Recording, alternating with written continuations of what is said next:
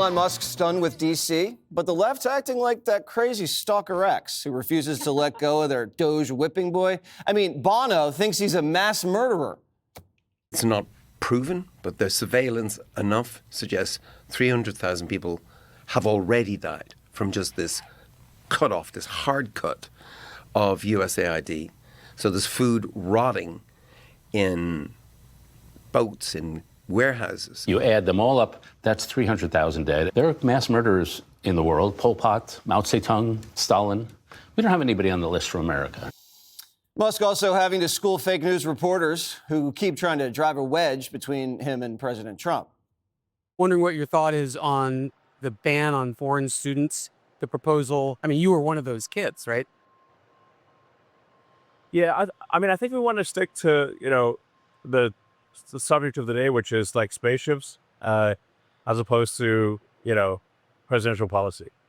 Oh, okay. Yeah. I was told anything is good, but... No.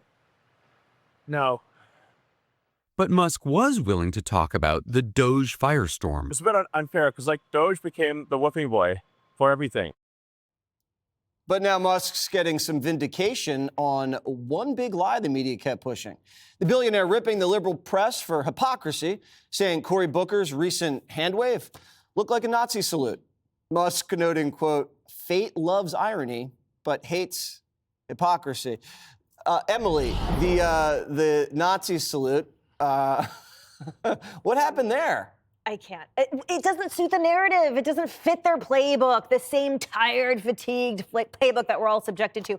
I actually was sort of surprised, you guys, because in their eye of Sauron, who they deem as their Hitler, which is so horrible, I'm surprised that it's still continuing to be on Elon. And the reality is that it's because there hasn't been someone else. Someone else hasn't cropped up yet, and it hasn't transferred back to President Trump, right? We're going to talk about later how the economic policies, positive things, there's no way that will garner any type of limelight. But at the end of the day, the reality is they're just following him around. But here's the thing.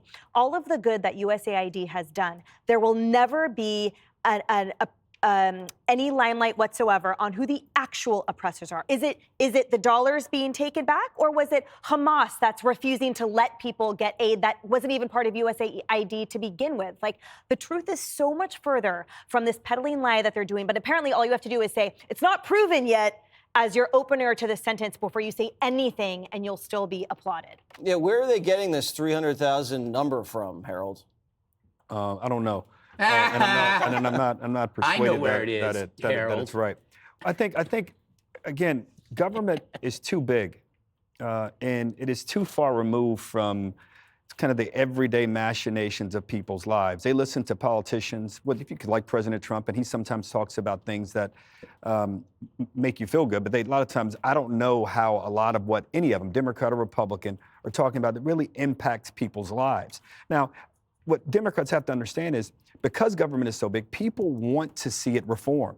Just like in the private sector, you read every day how CEOs of big companies, small companies alike, are having to make really tough, hard decisions about laying people off, about not investing in something going forward, because there may be some economic uncertainty. And this is not even being critical of the tariffs. I'll do that later. But whenever you have a moment where there's uncertainty, people have to make tough choices. Government, on the other hand, just keeps getting bigger and bigger. And I think both parties are responsible for this. But what President Trump is getting the benefit of is that he and Elon Musk are trying their hardest to bring some sanity to how we do things and explain to people why we do things.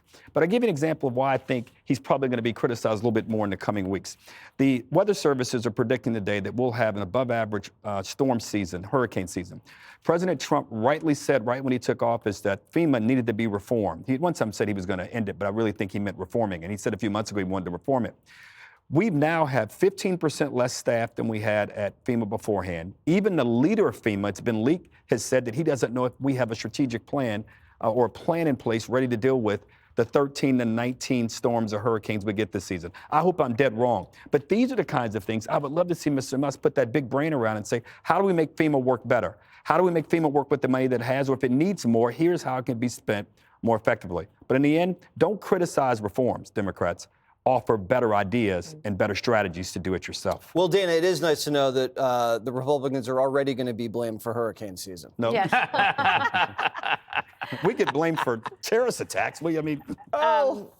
So one of the things that's hard to take seriously is how much the left loved Elon Musk until they hated him. And you've seen this before, and you're right, Emily. Who's the next one going to be? Like, we all wait to see who they're going to choose. It'll be somebody. It might be Jesse. I hope it's Greg. And the other thing is you think about how they legitimized calling Donald Trump Hitler or Elon Musk Hitler, and then what happened? Like, we actually had domestic terrorism events perpetrated against people who own Teslas because people all of a sudden hated Elon Musk. I'm not saying what he did was perfect, even great. It might be good. I think maybe it ends up costing taxpayers more in the long run. The idea of cutting waste, fraud, and abuse, fabulous. Let's keep it going. And Russell Vought will continue to do that. But the media also, they all were desperate to get interviews with him. Why? Because they wanted to put him on the spot, and it helps their ratings. So we're just on the same merry-go-round. Take us home, Greg. Well, I'm not sure many people know this, but Bono is a mass murderer. Yes, the U2's last album caused 75,000 music lovers to commit suicide. It was that awful. How do you know a number is false? I'll tell you where the number came from. Harold, since you didn't know, some people do the research before the show.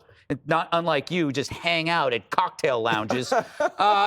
It was a speculative model. It didn't exist. It was a hypothetical computer model, just like the climate change models. It's always not real. It never materializes. Anything, here's a rule of thumb. If it's repeated like a chant the moment you hear it, it's a lie. It was the case with the recent Gaza massacre that just was portrayed. Or let's talk about the pay gap between men and women.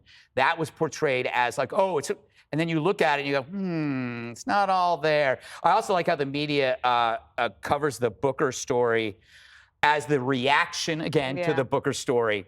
Not that, oh, look what he did. Look what he did. It's more like right-wing media pounces on Booker's story, because that absolves them of their obvious deception, hypocrisy. You can't hate the media enough. They suck. They deserve to go away forever. That brings me to David Brooks. And also a rare moment, Dana, for you. I'm going to take a nod from the Sermon on the Mount, Gospel of Matthew, chapter 7. Do you remember when he says, the person says, help me. Let me pull the mote out of your eye. But do not consider the beam in your own eye. That's Never-Trumpism. It's completely. Wait, Greg's quoting the Bible and I'm quoting Maya Angelou? Yes. I wanted to do you better. But think about it. Think about what Never-Trumpism is. It's a person that is constantly screaming at you like, don't you see? Right. Don't you see how evil this man is? Yeah. And by connection, how evil Musk is. And it's like, dude, what? It's so ironic that it's a beam and Trump is in construction. But it is. It is. And it's like, dude, all you see is Trump. And think about everything you're getting wrong. You're so miserable and unhappy. You wake up every morning and you predict everything incorrectly because you've got this beam in your eye. I always think about like people like David Brooks. What if you let go of this? What if you just admitted that, okay, I got this wrong. The sunk cost is too much. How would I feel? Would I feel better? I mean, think about David Brooks. He wasn't this bad. Something happened to him. It's his ego. It's kind of sad. I'm here for you, David. But I stopped reading it because we must stay on the positive. From Maya Angelou to the New Testament, we shall overcome. We come along. All right. Hey, Sean Hannity here. Hey, click here to subscribe to Fox News YouTube page and catch our hottest interviews and most compelling analysis. You will not get it anywhere else.